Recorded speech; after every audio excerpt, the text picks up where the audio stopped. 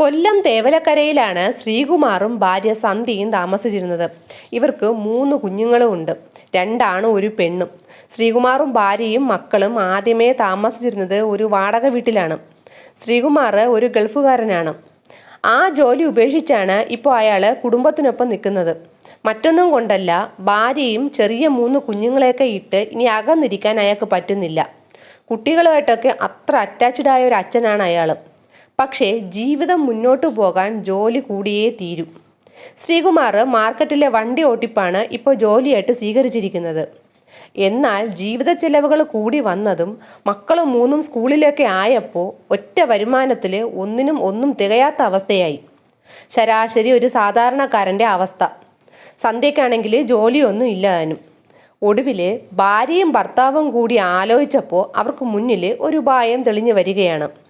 തിരികെ ഗൾഫിൽ തന്നെ പോകണം. ഇവിടെ പഴയ ജോലിയിൽ നിന്നിട്ട് കാര്യമൊന്നുമില്ല. തിരിച്ച് ഗൾഫിലെ ജോലിയിൽ കയറാൻ പറ്റുകയാണെങ്കിൽ കുട്ടികളൊക്കെ ഒരു പരുവമായിട്ട് സാമ്പത്തിക നിലയൊക്കെ മെച്ചപ്പെട്ട ശേഷം നാട്ടിൽ സെറ്റിലാകാം. ഈ ഒരു തീരുമാനത്തിൽ ഇവർ ഉറയ്ക്കുകയാണ്. അങ്ങനെ ഇരിക്കെ ശ്രീകുമാർ ഗൾഫിൽ പോകാനുള്ള കാര്യങ്ങളൊക്കെ റെഡിയാക്കുന്നു. കുടുംബ ഷെയറൊക്കെ ഉണ്ടായിരുന്ന കുറച്ച് സ്ഥലമൊക്കെ വിറ്റാണ് ശ്രീകുമാറിൻ്റെ 2ാമത്തെ ഗൾഫിലേക്കുള്ള പോക്ക്.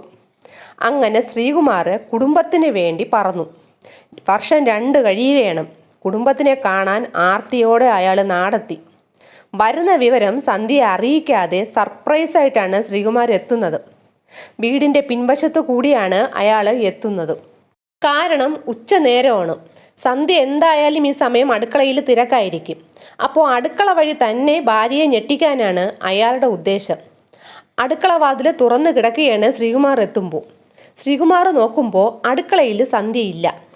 പതിയെ അടുക്കള വഴി അകത്തേക്ക് ഈ പെട്ടിയും കൊണ്ട് കയറിയ അയാൾ ഊണുമുറിയിൽ കണ്ട ഒരു കാഴ്ച അതൊരു ഒന്നൊന്നര കാഴ്ചയായിരുന്നു. എന്തായിരിക്കും അയാൾ അവിടെ കണ്ടത്? അതിനുശേഷം ആ വീട്ടിൽ എന്താണ് ഉണ്ടായത്? ആ സംഭവത്തിലേക്ക് നമുക്കൊന്ന് പോകാം. ക്രൈം ത്രില്ലർ സ്റ്റോറീസ് കേൾക്കാൻ താല്പര്യമുള്ളവരാണ് നിങ്ങളെങ്കിൽ എൻ്റെ ഈ ചാനൽ ഒന്ന് സബ്സ്ക്രൈബ് ചെയ്യണേ. ഈ വീഡിയോയ്ക്ക് ഒരു ലൈക്കും തരൂ, ഹൈപ്പും തരൂ. Welcome back to Sheeja's creations. ഇവരുടെ ജീവിതത്തിൻ്റെ കുറച്ച് പിന്നിലോട്ട് നമുക്ക് പറഞ്ഞു തുടങ്ങാം. ശ്രീകുമാർ കല്യാണത്തിന് മുന്നേ തന്നെ ഗൾഫിലായിരുന്നു. അവിടെ നല്ലൊരു കമ്പനിയിൽ 1.5 ലക്ഷത്തോളം ശമ്പളമുള്ള ഒരു ജോലിയും അയാൾക്കുണ്ടായിരുന്നു. ആ സമയത്താണ് ഇയാളുടെ വീട്ടുകാർ പെണ്ണാലോചിച്ച് തുടങ്ങുന്നത്. അങ്ങനെ ലീവിന് വന്ന ശ്രീകുമാർ 3 പെൺമക്കളുള്ള ഒരു കുടുംബത്തിൽ പെണ്ണ് കാണാൻ വരികയാണ്. ആ 3 പെൺകുട്ടികളിൽ മൂത്തവളായ സന്ധ്യയാണ് ശ്രീകുമാർ കാണുന്നത്. ആദ്യ കാഴ്ചയിൽ തന്നെ ഇവർക്ക് പരസ്പരം ഇഷ്ടമായി. വലിയ ധനസ്ഥിതിയൊന്നുമുള്ള കുടുംബമല്ല ഈ സന്ധ്യയുടേത്. പക്ഷേ ശ്രീകുമാറും സന്ധ്യയും തമ്മിൽ 10-12 വയസ്സിൻ്റെ പ്രായ വ്യത്യാസമുണ്ട്. ഇവർക്കിടയിൽ ആ ഒരു വ്യത്യാസം ഒരു വിഷയമേ അല്ലായിരുന്നു. അങ്ങനെ ഇവരുടെ കല്യാണവും കഴിഞ്ഞു. ശ്രീകുമാർ ലീവൊക്കെ കഴിഞ്ഞ് ഗൾഫിലേക്ക് പോവുകയും ചെയ്തു. ഇവരുടെ ജീവിതത്തിലെ വർഷങ്ങൾ കഴിഞ്ഞപ്പോൾ 3 കുഞ്ഞുങ്ങളും ഉണ്ടായി. ഭാര്യയുടെയും മക്കളുടെയും ഒക്കെ കാര്യങ്ങൾ വളരെ ഭംഗിയായിട്ട് തന്നെ അയാൾ നോക്കുകയാണ്. എല്ലാ മാസവും സന്ധ്യയ്ക്ക് 45,000 രൂപ വെച്ച് കൃത്യമായിട്ട് അയാൾ അക്കൗണ്ടിൽ ഇട്ട് കൊടുക്കും. ഇതും കൂടാതെ അഡീഷണലായിട്ട് പൈസയ്ക്ക് എന്തെങ്കിലും ആവശ്യം വന്നാൽ അതും ശ്രീകുമാർ ഇട്ട് കൊടുക്കും. ഈ പൈസയൊക്കെ അയച്ചു കൊടുക്കുമ്പോഴും പൈസയിൽ കുറച്ചൊക്കെ മിച്ചം പിടിക്കണമെന്ന് ഭാര്യ ഇയാളെ ഓർമ്മിച്ചുകൊണ്ടിരിക്കുകയാണ്. ഈ ഭർത്താവ് ഓർമ്മപ്പെടുത്തുന്നതിനനുസരിച്ച് സന്ധ്യ പൈസയിൽ മിച്ചമൊക്കെ പിടിച്ചു വയ്ക്കും. അങ്ങനെ പോകവെയാണ് ഇയാൾ ഓരോ വർഷം കൂടുന്തോറും നാട്ടിലേക്ക് എത്തുന്നത്. അങ്ങനെ ഒരു ലീവിന് ശ്രീകുമാർ നാട്ടിലെത്തി. ഭാര്യയും മക്കളുമായിട്ട് യാത്രകളൊക്കെ പോയി അടിച്ചു പൊളിച്ച ശേഷം തിരിച്ചു പോകാനുള്ള ആ ദിവസം എത്തുകയാണ്. സന്ധ്യയും മക്കളുമാണെങ്കിൽ കരച്ചിലോട് കരച്ചിലാണ്. 1 മാസം പോയതേ അറിഞ്ഞില്ല. കണ്ണീരോടെ ശ്രീകുമാറിനെ അവർ യാത്ര അയക്കുകയാണ്. ഇനിയാണ് കഥ തുടങ്ങുന്നത്. ഈ വാടക വീട്ടിലാണിപ്പോൾ സന്ധ്യയും മക്കളും മാത്രമാണ് ഉള്ളത്. പിള്ളേരെ സ്കൂളിൽ കൊണ്ടാക്കാനും വിളിച്ചുകൊണ്ട് വരാനൊക്കെ വേണ്ടിയിട്ട് സന്ധ്യ ഒരു സ്കൂൾ വണ്ടി ഇങ്ങനെ അന്വേഷിച്ചുകൊണ്ടിരിക്കുകയാണ്. അപ്പോഴാണ് ഒരു ഓട്ടോ ഒത്തുകിട്ടുന്നത്. ആ ഓട്ടോക്കാരനെ ഏർപ്പാട് ചെയ്തതും മറ്റും സന്ധ്യ ശ്രീകുമാറിനെ അറിയിക്കുകയും ചെയ്തു. അയാൾക്ക് അത് ശരിയാണെന്ന് തന്നെ തോന്നി. കാരണം സന്ധ്യയ്ക്ക് രാവിലെയും വൈകുന്നേരവും കിടന്ന് പരക്കം പായണ്ടല്ലോ. ഓട്ടോക്കാരൻ്റെ പേര് രാജേഷ്. രാജേഷാണെങ്കിൽ പിള്ളേരെ കൊണ്ടാക്കുന്നതും വിളിക്കുന്നതും മാത്രമല്ല ഡ്യൂട്ടിയായിട്ട് എടുക്കുന്നത്. മൊത്തത്തിലുള്ള സന്ധ്യയുടെ കുടുംബത്തിൻ്റെ കാര്യം കൂടി അവൻ എടുക്കുകയാണ്. സന്ധ്യയെ വളച്ചൊടിച്ച് അവൻ കയ്യിലെടുത്തു. സന്ധ്യയ്ക്ക് രാജേഷ് ഇപ്പോൾ എല്ലാം ആണ്. അവനോട് ചോദിക്കാതെ ഒരു കാര്യം അവൾ ചെയ്യില്ല എന്നല്ല, ചെയ്യാൻ രാജേഷ് സമ്മതിക്കില്ല, അതാണ് സത്യം. ഇവർ തമ്മിൽ ഭാര്യ ഭർത്താക്കന്മാരെ പോലെയാണ് ഇപ്പോഴത്തെ ജീവിതം. ഇതെല്ലാം ഈ നാട്ടുകാർ കാണുന്നുണ്ട്. നാട്ടുകാരിൽ ഒരുത്തൻ, അതായത് ശ്രീകുമാറിൻ്റെ ഒരു കൂട്ടുകാരൻ തന്നെ അയാളെ വിളിച്ച് ഇങ്ങനെയാണ് പറയുന്നത്: എടാ, നിൻ്റെ ഭാര്യയുടെ പോക്കൊന്നും ശരിയല്ല. ഒരു ഓട്ടോക്കാരനുമായിട്ടാണ് ഇപ്പോഴത്തെ ജീവിതം. ഇവിടെ മുഴുവൻ ഇതിപ്പോൾ പാട്ടാണ്. ഇത് കേട്ട് ശ്രീകുമാർ ഒന്ന് ഞെട്ടിയെങ്കിലും അയാൾ അത് വിശ്വസിക്കാൻ തയ്യാറായില്ല. അയാൾ സ്വന്തം മനസ്സിനെ പറഞ്ഞ് സമാധാനപ്പെടുത്തി. ഒരിക്കലും അവൾ അങ്ങനെ ഒരു പെണ്ണല്ല. അത് അസൂയ പിടിച്ച നാട്ടുകാർ പടച്ചു വിടുന്ന കാര്യങ്ങളൊക്കെയാണ്.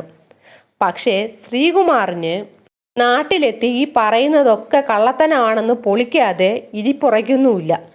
അയാൾ എമർജൻസി ലീവും എടുത്ത് ഭാര്യയെ അറിയാതെ തന്നെ നാട്ടിലേക്ക് എത്തുകയാണ്. നാട്ടിൽ വന്നിറങ്ങിയപ്പോൾ ആൾക്കാരൊക്കെ ഒരു വല്ലാത്ത നോട്ടവും അടക്കം പറച്ചിലും ഒക്കെയാണ്. അയാളാണെങ്കിൽ ഇതെല്ലാം ഇപ്പം പൊളിച്ചു തരാം, നിൻ്റെയൊക്കെ ഈ ഒരു വർത്താനം പറച്ചിൽ എന്ന അഹങ്കാരത്തിൽ ഭാര്യയ്ക്ക് സർപ്രൈസ് കൊടുക്കാനായിട്ട് അടുക്കള വശത്തെത്തി. അടുക്കള അപ്പോൾ തുറന്നു കിടക്കുകയാണ്. അകത്തേക്ക് കയറി ശ്രീകുമാർ കാണുന്നത് സന്ധ്യ ചോറും മീനും ഒക്കെ വിളമ്പി രാജേഷിനെ അടുത്തിരുത്തി ഊട്ടുന്നതാണ്. ശ്രീകുമാറിനെ കണ്ടതും രണ്ടുപേരും ഞെട്ടി. രാജേഷ് ഒന്നും മിണ്ടാതെ ഇറങ്ങി ഒരൊറ്റ ഓട്ടോണും. സന്ധ്യയും ശ്രീകുമാറും തമ്മിൽ ഇതേ ചൊല്ലി പൊരിഞ്ഞ വഴക്കുമായി. സന്ധ്യ പലതും പറഞ്ഞ് ഇതൊക്കെ ന്യായീകരിക്കാൻ ശ്രമിച്ചുകൊണ്ടേയിരുന്നു. അതിനുശേഷം പിന്നെ ശ്രീകുമാർ കാണുന്നത് സന്ധ്യയുടെ ഭാഗത്തു നിന്നും അയാളോടുള്ള പെരുമാറ്റം വളരെ പരിഗണിക്കാത്ത രീതിയിലുള്ള കാര്യങ്ങളൊക്കെയാണ്. അതായത് അവൾ പഴയ ആളെ അല്ല. എന്നിരുന്നാലും വന്നതൊക്കെ പോട്ടെ എന്ന് പറഞ്ഞ് അയാൾ അവളോട് അടുക്കാൻ ശ്രമിക്കണമെങ്കിലും അവൾക്ക് മൊത്തത്തിലൊരു അകൽച്ചയാണ്. ശ്രീകുമാറിന് തോന്നുകയാണ് സന്ധ്യയ്ക്ക് തൻ്റെ പ്രായവും സൗന്ദര്യമില്ലായ്മയുമാണോ ചിലപ്പോൾ ഇങ്ങനെയൊക്കെ തോന്നുന്നതും ഈ ഒരു അകൽച്ച ഉണ്ടാക്കുന്നതും എന്നൊക്കെ. ദിവസങ്ങൾ കഴിഞ്ഞു. ശ്രീകുമാർ സന്ധ്യയോട് അക്കൗണ്ടിൽ മിച്ചം പിടിച്ചു വെച്ച പൈസയെപ്പറ്റി ചോദിച്ചു. സന്ധ്യ കിടന്ന് ഉരുളാൻ തുടങ്ങി. ഏത് പൈസ? കുറച്ച് മാറ്റിയിട്ടിട്ടുണ്ട്. ഇങ്ങനെയൊക്കെ ആയി അവൾ. ഇത് അവിടെ ഉണ്ടോ എന്നറിയാനായിട്ട് അക്കൗണ്ട് ചെക്ക് ചെയ്തപ്പോഴാണ് അയാൾ ശരിക്കും ഞെട്ടിപ്പോയത്. ചില്ലി കാശ് അവൾ ആ അക്കൗണ്ടിൽ ഇട്ടിട്ടില്ല. ശ്രീകുമാർ ഇടുന്ന പൈസ മുഴുവൻ എടുത്തിട്ട് പാതിയും രാജേഷിനാണ് ഇവൾ കൊടുത്തിരുന്നത്. ഇത് ശ്രീകുമാർ കറക്റ്റ് മനസ്സിലാക്കി. കുട്ടികളും രാജേഷിൻ്റെ വരവിനെ പറ്റി ഏതാണ്ടൊക്കെ പറയുകയാണ് അച്ഛനോടും. പൈസ എവിടെ പോയെന്നും ചോദിച്ച് അയാൾ സന്ധ്യയുമായിട്ട് നല്ല രീതിയിൽ വഴക്കായി. ഈ ഒരു വഴക്ക് പിന്നെ ഡെയിലി ആവുകയാണ്. ഒടുവിൽ ശ്രീകുമാർ ഒരു കാര്യം തീരുമാനിച്ചു: ഇനി ഈ നാട്ടിൽ നിന്നാൽ ആപത്താണ്. ഇവിടെ നിൽക്കുന്നത് കൊണ്ടാണല്ലോ സന്ധ്യയും രാജേഷും തമ്മിൽ കാണേണ്ട ഒരു സാഹചര്യമൊക്കെ വരുന്നത്. ഇവിടുന്ന് ഭാര്യയും മക്കളെയും കൂട്ടി മറ്റൊരിടത്തേക്ക് താമസം മാറ്റാം. അങ്ങനെ പാവം ആ മനുഷ്യൻ സന്ധ്യയുടെ സഹോദരി താമസിക്കുന്ന കന്യാകുമാരിയിലോട്ട് അവിടെ ഒരു വീടെടുത്ത് താമസം മാറുകയാണ്. അവിടെ താമസം മാറാൻ സന്ധ്യ ബുദ്ധിമുട്ടൊക്കെ കാട്ടിയെങ്കിലും പുതിയ സ്ഥലത്തെ ജീവിതം തുടങ്ങിയപ്പോൾ സന്ധ്യ കാമുകനെയൊക്കെ പാടെ മറന്ന് ഭർത്താവിനെയും മക്കളെയൊക്കെ സ്നേഹിച്ചു തുടങ്ങി.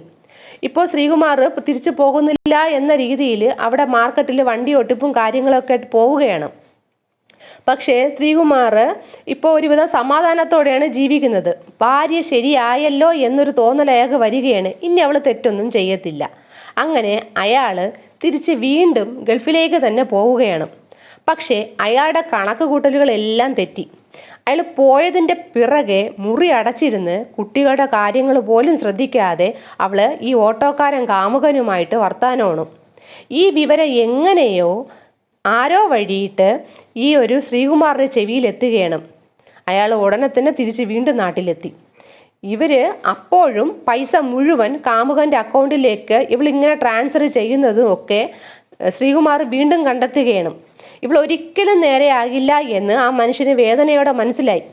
പിന്നീട് അയാൾക്ക് 3 കുഞ്ഞുങ്ങളായി പോയതുകൊണ്ട് തന്നെ ജീവിതം തല്ലി തകർത്ത് കളയാനും പറ്റാത്തൊരവസ്ഥയാണ്. ഒടുവിൽ ശ്രീകുമാർ ഒരു തീരുമാനം എടുത്തു: ഇവളെയും മക്കളെയും നേരെ കൊണ്ടുവന്ന് അവളുടെ കുടുംബത്തിനടുത്ത് തന്നെ താമസിപ്പിക്കാം. അവിടെയാകുമ്പോൾ അവളുടെ അച്ഛനും അമ്മയും ബന്ധുക്കളും ഒക്കെ ചുറ്റും ഉണ്ട് താനും. കുടുംബ ബന്ധം നിലനിർത്താനുള്ള ഒരു പ്രവാസിയുടെ കഷ്ടപ്പാടാണ് ഇതൊക്കെയെന്ന് ഓർക്കണം. പാറശാലയിലെ സന്ധ്യയുടെ അച്ഛനമ്മമാരുടെ വീടിനടുത്ത് തന്നെ ഒരു വീട് വിലയ്ക്ക് വാങ്ങി ശ്രീകുമാർ ഭാര്യയും മക്കളെയും അവിടെ അങ്ങ് ആക്കി.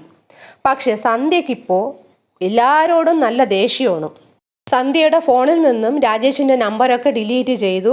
എല്ലാം കഴിഞ്ഞു. ഇപ്പോൾ ഫോൺ വിളിയൊന്നുമില്ല. പക്ഷെ അവൾ ആരുമായിട്ടും സംസാരിക്കുന്നില്ല, വീട് വിട്ട് പുറത്തിറങ്ങുന്നുമില്ല. വീട്ടുകാരൊക്കെ ശ്രീകുമാറിനോട് പറഞ്ഞു, ഇനി അവളിൽ നിന്നും ഒരു തെറ്റും ഉണ്ടാവില്ല, ഞങ്ങളാണ് ഗ്യാരണ്ടി, ഞങ്ങളൊക്കെ അടുത്തുണ്ടല്ലോ. കുറച്ച് ദിവസം കഴിയുമ്പോൾ അവിടെ ഈ ദേഷ്യമെല്ലാം മാറി നിന്നെ മക്കളെ അവൾ പൊന്നുപോലെ സ്നേഹിക്കും.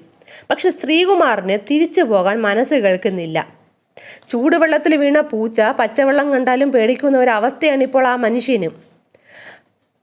അയാൾക്കാണെങ്കിൽ ഇപ്പോൾ സന്ധ്യയെ അത്ര വിശ്വാസമില്ല. അതാണ് സത്യം. പല ആവർത്തിയായതല്ലേ. അയാളുടെ സംശയം സ്വാഭാവികം. സന്ധ്യയുടെ മാതാപിതാക്കൾ പൂർണ്ണ ഉറപ്പും ധൈര്യവും ഒക്കെ നൽകി മരുമകനെ ഗൾഫിലേക്ക് പോകാൻ നിർബന്ധിച്ചു. ഒടുവിൽ അയാൾ കുട്ടികളുടെ ഭാവിയൊക്കെ മുന്നിൽ കണ്ട് തിരിച്ച് ഗൾഫിലോട്ട് പോകാമെന്ന് വിചാരിക്കുകയാണ്. പക്ഷേ ശ്രീകുമാർ ഇത്തവണ ഒരു ബുദ്ധി കാണിക്കുകയാണ്. അയാൾ പോകുന്നതിൻ്റെ 2-3 ദിവസം മുന്നേ ഞാൻ ഇന്നൊരു ദിവസം ഇവിടെ കാണില്ല, നാളെയേ വരുള്ളൂ എന്ന് പറഞ്ഞ് വീട് വിട്ടിറങ്ങി രാവിലെ. ശ്രീകുമാർ ഈ പോകുന്ന കാര്യം സന്ധ്യയുടെ വീട്ടുകാരോടും ഒക്കെ പറഞ്ഞിട്ടാണ് പോകുന്നത്.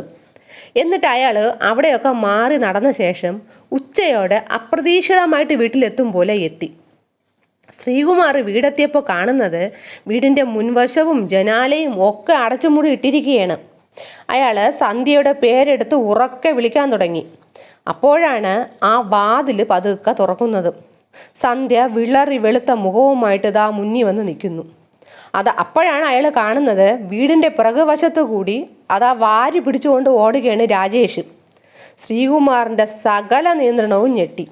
നീ ഒരിക്കലും നന്നാവില്ലടി എന്ന് ആക്രോശിച്ചുകൊണ്ട് അയാൾ അകത്തോട്ട് കയറിയിട്ട് അവിടെ കട്ടിലിൻ്റെ അടിയിൽ കിടന്ന ഒരു വെട്ടുകത്തി എടുത്തുകൊണ്ട് വന്ന് ചറ പറന്ന് 3 വെട്ടാണ് അവരുടെ കഴുത്തിലും നെഞ്ചത്തും. ഒറ്റ പിടച്ചിലോടെ സന്ധ്യ തീർന്നു. ആ ചോര പുരണ്ട കത്തിയുമായിട്ട് അയാൾ ഞാൻ ആ നശിച്ചവളെ കൊന്നേ എന്നും പറഞ്ഞ് ഒരു ഭ്രാന്തനെ പോലെ ഓടി. നാട്ടുകാർ കരുതി ഇയാൾക്ക് ഭ്രാന്താണെന്നും.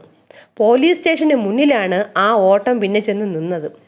പോലീസിനോട് അയാൾ കാര്യങ്ങളെല്ലാം തുറന്നു പറഞ്ഞു കുറ്റമേറ്റു. പോലീസിന് പോലും അയാളുടെ കാര്യങ്ങൾ കേട്ടപ്പോൾ ഒന്നും പറയാൻ പറ്റാത്ത അവസ്ഥയായി. ഈ ഒരു സംഭവത്തിനെ പറ്റിയുള്ള നിങ്ങളുടെ അഭിപ്രായം എന്തെന്ന് കമൻറ്റ് ചെയ്യൂ. പുതിയൊരു ക്രൈം ത്രില്ലർ സ്റ്റോറിയുമായി വീണ്ടും വരാം.